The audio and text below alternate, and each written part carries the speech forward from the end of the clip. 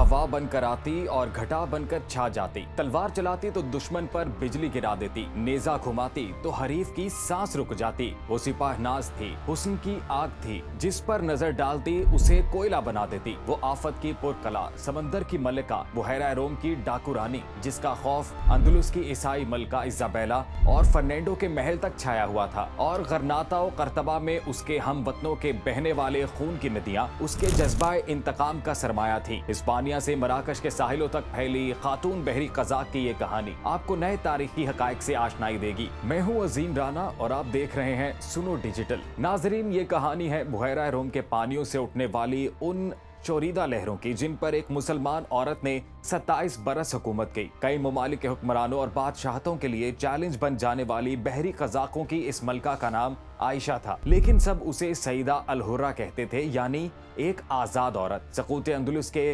वक्त 7 साल की सईदा अल हुर्रा का खानदान गरनाता में मुकीम था, जहां ईसाई फौजों के जुल्म और ज्यादती के बाद उसे खानदान के हमरा तत्वान आना पड़ा। अपने वालिद अली इब्न राशिद तत्वान की ज़ेर निगरानी आयशा ने यहाँ बेहतरीन तालीम हासिल की, अरबी अदब, फ़िक़्ह, सियासत को पढ़ा और जंगी हिकमत अमली सीखी। तेग ज़नी और नेज़ाबानी में वो यही मशाक हुई। सईदा अल हुर्रा गैर मामूली तौर पर बहादुर और बेबाक खातून थी, जिसने अंदलुस में अपनी कौम की बेबसी का बदला लेने के लिए बहरी कज़ाक का रूप धारा। लेकिन दर हकीकत वो एक मुजाहिद थी जो कौमी जिल्लत और रुसवाई का बदला लेने बुहैरा रोम के पानियों पर उतरी। अगर हमें इस नाबगा रोजगार खातून को जानना है तो फिर 16वीं सदी में वापस जाना होगा और बुहैरा रोम की लहरों पर सफर करना होगा। वो बुहैरा रोम जहां सईदा अल हुर्रा के बहरी बेड़ों ने कई यूरोपी कप्तानों और उनके काफिलों को इबरत का निशान बना दिया था। सईदा अल हुर्रा एक गैर मामूली खातून जिसने 27 साल तक यूरोपी बहरी बेड़ों को खौफ में मुब्तला रखा। उस्मानी सल्तनत के अमीरुल बहर सरदार खैरुद्दीन बारबरोसा के साथ इत्तेहाद किया और बुहैरा रोम में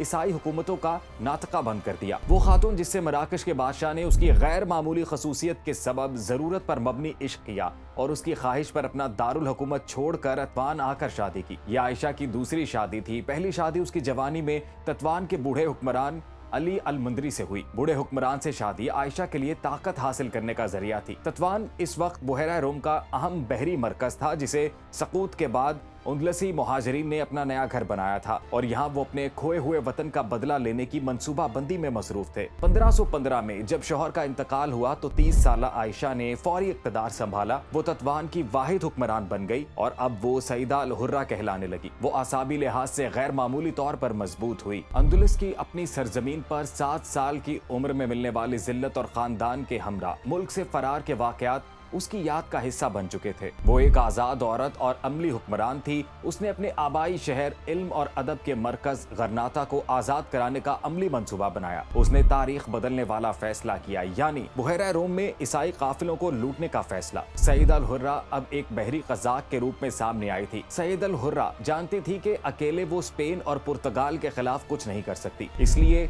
इसने एक शानदार कदम उठाया। इसने उस्मानी सल्तनत के मशहूर बहरी सरदार खैरुद्दीन बारबरोसा से राब्ता किया। ये बारबरोसा के अरूज का वक्त था। उसका लश्कर उसी की तरह बहादुर और जर्री था और उस्मानी सल्तनत की हिमायत उसकी असल ताकत थी। आपसी मुशावरत के बाद बारबरोसा मशरकी बुहैरा रोम को कंट्रोल करने लगा और सईदा अल हुर्रा मगरबी हिस्से में अपनी हुकूमत को मुस्तहकम करने में मसरूफ हो गई। दोनों ने मिलकर यूरोपी जहाजों के लिए बुहैरा रोम को खौफ के दायरे में तब्दील कर दिया। सईदा अल हुर्रा और बारबरोसा के जंगजू तिजारती जहाजों पर हमला करते, सोना और असलहा लूटते, ईसाई जहाजरानों को अपना कैदी बनाते, उनसे तावान वसूल करते। ये कोई कज़ाकी नहीं थी, ये दौलत गरनाता और करतबा समेत पूरे अंदलुस में बसने वाले सईदा अल हुर्रा के हम वतनों की थी, जिन्हें ईसाई फौजों ने कत्ल कर दिया था या जो कत्ल के खौफ से अंदलुस से भाग चुके थे। ये डकैती नहीं थी, ये जिहाद था, ये अंदलुस की बर्बादी का बदला था। सईदा अल हुर्रा के हमलों से स्पेनी और पुर्तगाली बादशाह इस कदर खौफजदा हो गए कि उन्होंने सईदा अल हुर्रा को बुहैरा रोम की मलिका का खिताब दिया। वो जानते थे कि उनके कैदियों की रिहाई के लिए उन्हें इस औरत से बात करनी होगी। 27 साल तक तकरीबन 3 दहाइयां सईदा अल हुर्रा ने बुहैरा रोम पर खौफ का राज कायम किए रखा। यहाँ पहुंचकर सईदा अल हुर्रा की कहानी में एक दिलचस्प मोड़ आता है। आजाद औरत की बहादुरी और वतन परस्ती की दास्तानें उड़ते उड़ते